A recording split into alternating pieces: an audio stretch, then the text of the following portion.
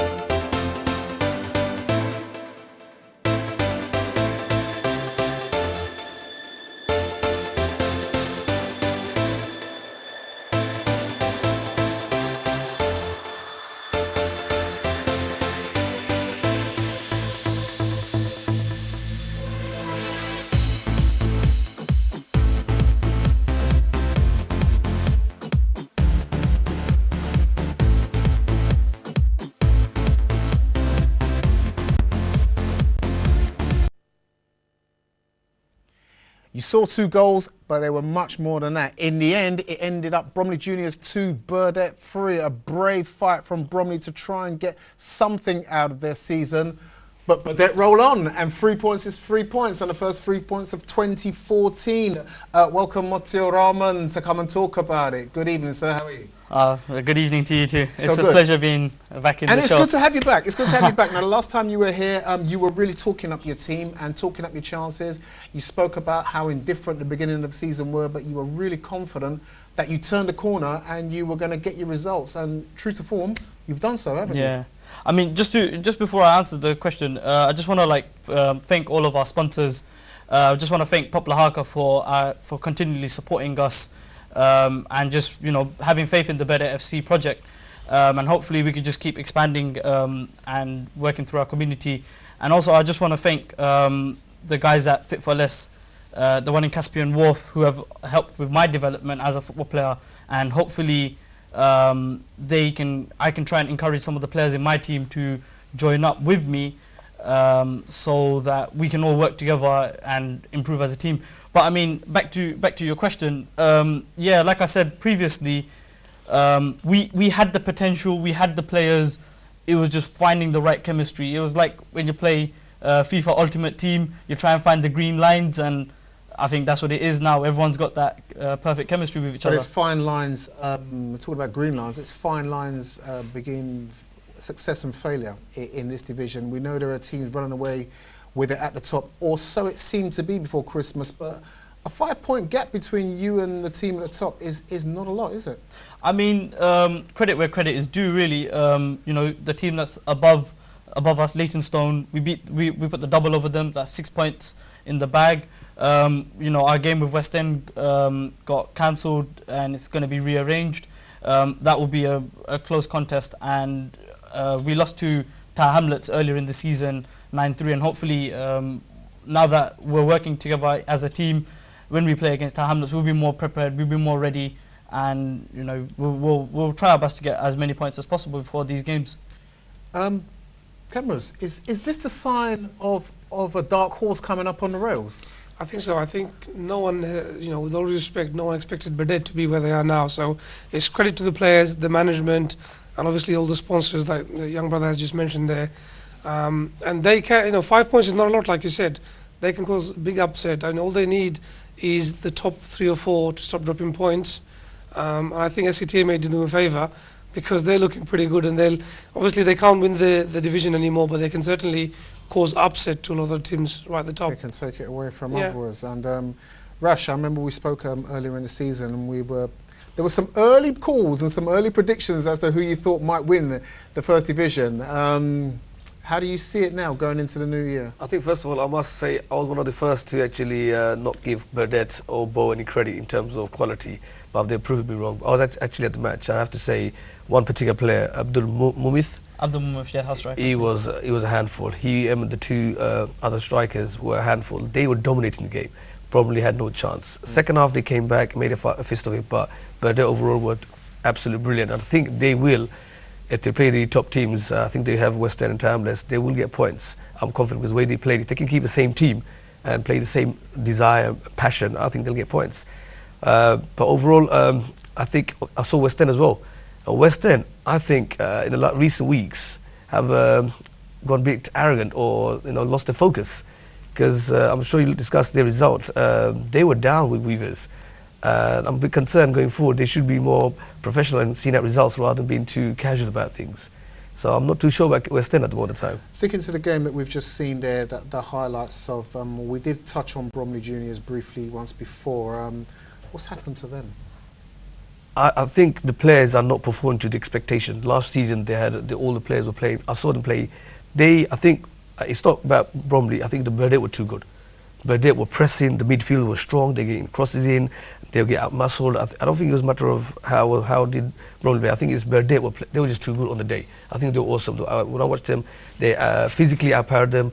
In terms of footballing skills, they outplayed them. So they first half they were just left for dead. Second half, I think Hamid, the management, had a word with them and got them fighting back, and they were a bit more into the game. But I think overall, in terms of quality, I don't think the quality is there, and the players are not performing, and it's showing. And I'll be very surprised if they can get a couple of wins in the next few weeks. I would personally be surprised if that team did very well in this division, because in the previous season they were in a lower division and there were different teams there. This season they were in a different division and there were different teams there and there are much stronger teams there, which is why I think they're finding a little bit difficulty. So they need to do something about it. There may be that at all. Sometimes the team wants momentum. You've had the break over the Christmas period. You've come back. You've had a game. Great 3 points. But now it's another week now where you've got to sit back and let things take stock before you can get back into it. Is that a little bit frustrating for you? Yeah, I mean, it does kind of stop the momentum a bit. But I mean, we're going to try our best to stay as focused as possible and just try our best to just stay as determined as possible. And yeah, I mean, ideally, we just want to try and we need to maintain our match fitness level. We need to make sure that that's at a standard where we can constantly, all 11 players, 15 including the subs, can play the 90-minute game. Especially in the cold winter months as well, where it can be a bit chilly. So, I mean, yeah, momentum should drive us, and hopefully, even with this rest, that should give us some time off and can analyse our next opponents. Okay, well, let's before we go into the next break, let's just talk very quickly about the teams that are above Burdett in the league, and they're the top three, and they have been the top three for most of the season, really. Cameras, Leytonstone have beaten Illtown 7-0, so not much to say there. Tower Hamlets beat Lotus 3-0, but Rash touched on a bizarre result, if we like, a 5-4 between West End and Weavers.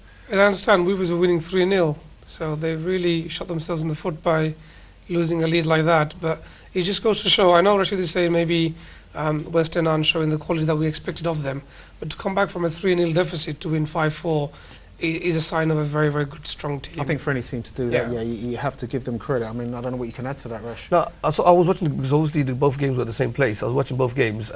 Weavers actually 3-0 within 6 minutes. The 3 shots they took went bang in. The thing was concerned was West End didn't look too stressed or too bothered. They were casually played. They credit to them, they came back. But Weavers during the game had so many chances to increase their lead, but they just couldn't. They don't have that technical finish, and that because of that, I think West End had the leeway to come back. It just sounds like West End, a team that's comfortable in their own ability. We're going to take a break, and when we come back, we're going to discuss the rest of the First Division results. So stay with us, and we'll be right back after this short break.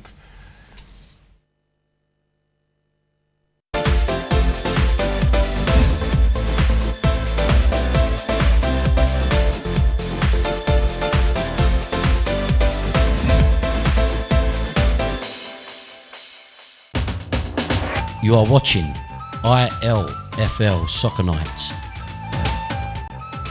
Sponsored by Mashuri এবং Hawk and Eagle.